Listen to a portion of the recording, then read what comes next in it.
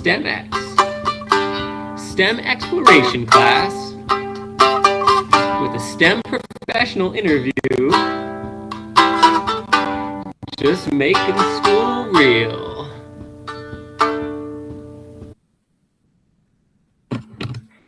Hello, everybody. Welcome. I'm Mr. Lieberman. So glad that you're here for a STEMX interview today. I'm very excited to, in a moment, introduce Kim Sager-Fradkin, an amazing wildlife biologist. But first, I just want to say thanks to all of you for being here, for thinking about what might be in your future, careers that are really, really cool that involve science, technology, engineering, and math.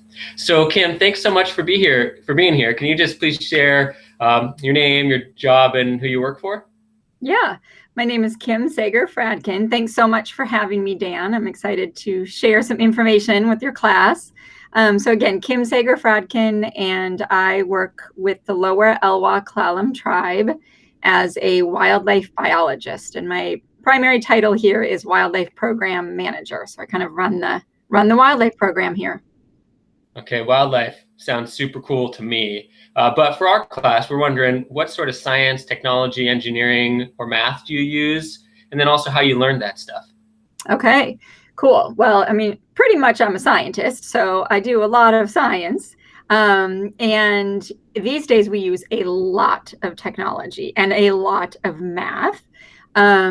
So the technology piece of things, you're going to see a little bit later some videos that we have recorded, but well, one of the ways that we track and understand wildlife is to sometimes catch them and put radio tracking devices on them. And one of the cool technologies that we're using now is GPS radio collar technology. And so we actually, right now, we're studying mountain lions. And so we track and capture mountain lions. We actually tree them and then dart them and then very safely get them out of the tree. And we use those sort of old school techniques to apply new school techniques by putting these GPS radio tracking collars on them. So we're using global positioning system satellites, and each cougar collar gets a location every 2 hours. So we can see where the cats are moving around the environment. And then we can hike in later, see what they've killed in certain areas, see where they've slept, see what they've done. And then we're also using technology in a big way right now by using cameras. We're using cameras both on cougar kills to get neat videos of cougars and all of the other animals that come in and eat off of cougar kills, like bobcats and coyotes and eagles and bears and weasels. And raccoons, skunks. But we also are using cameras across the entire North Olympic Peninsula. We have 180 cameras deployed right now that record images as wildlife walk past them. And that's a really cool technology that we are hoping will replace counting animals from helicopters or counting animals from the ground. We're actually hoping to use cameras to count animals. And that's when the math comes in, because we can use these really cool mathematical models, these statistical models, to look at the images and help us determine how many animals are on the landscape and count wildlife by using camera images. It's pretty cool stuff. Wow, you are a serious high-tech hunter of animals. Cougars, I can't believe it. That's right. One of the things that we're hoping you could share, and it sounds like maybe you can do that for us. Do you have any like images or footage perhaps of a cougar that you could show? I sure do. Let me pull some of that up for you guys. All right. Present now. Yeah. As Kim's pulling this up, I'll just share that something that I know about Kim. Not only is she wonderful in working with students, but she also hires people in the local community. And so you may someday be able to get a job doing this. And here we go. Let's take a look at some of this. Okay, let's see here. Let me go to my presentation screen here. All right, you got it, Dan? Good. Okay. So this is a female that we call Gypsy, and her kitten, while she doesn't look like a little kitten, she is pretty young here, under a year old, named Dee Dee. And that's them when we're sort of spying on them with the camera. I'll show you a few more fun ones. This is a pretty amazing one. This is a cat that we call Moses. And here he is in the Elwha, in the former upper reservoir after dam removal, eating an elk in the rain and with the frogs.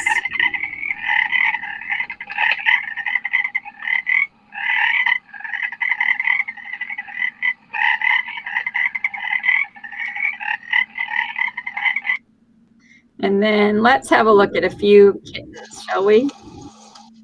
I'm going to zoom this video ahead a little bit. We've got a couple kittens, or a single kitten here feeding off of a deer. This is a cougar kitten that's about 4 months old. And it's just happily feeding away on this deer. Oh, and there comes its sibling. So its little sibling fell in there. And now we actually have one of these cougars is now an adult. And we have one of these kittens who's now an adult, radio collared, and she was actually named by students at Stevens Middle School. And she's called Lilu. Yes, she was. She's called Lilu, and it's a term of endearment in Clallam, and also means salmonberry. Pretty cool, huh? I'll show you some little kittens as well. These guys are really young, like 2 weeks old. They're so cute. Yeah, funny actually, Dan, when I came to present in your class last week, last year in November, this is the day that den was found. Okay, in one final video, very loud.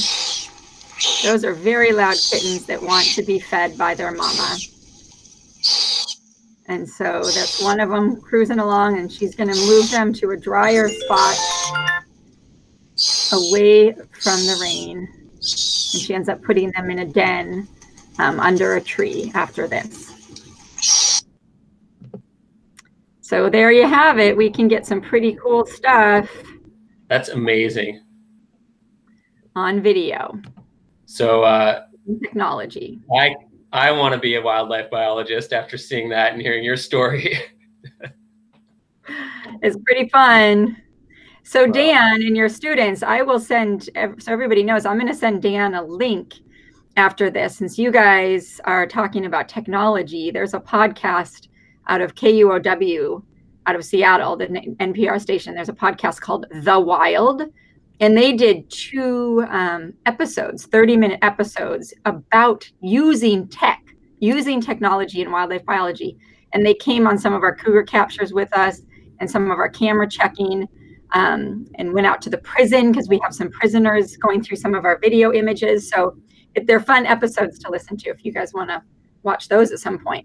Perfect. Actually, I'll put the link that you send right in the description of this YouTube video when I upload it. So it'll be right there for us. Perfect. Perfect. Great.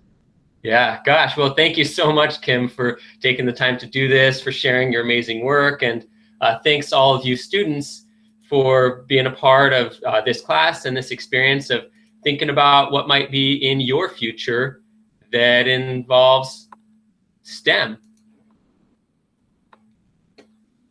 And with that, we take it out. See you guys. This is STEM X.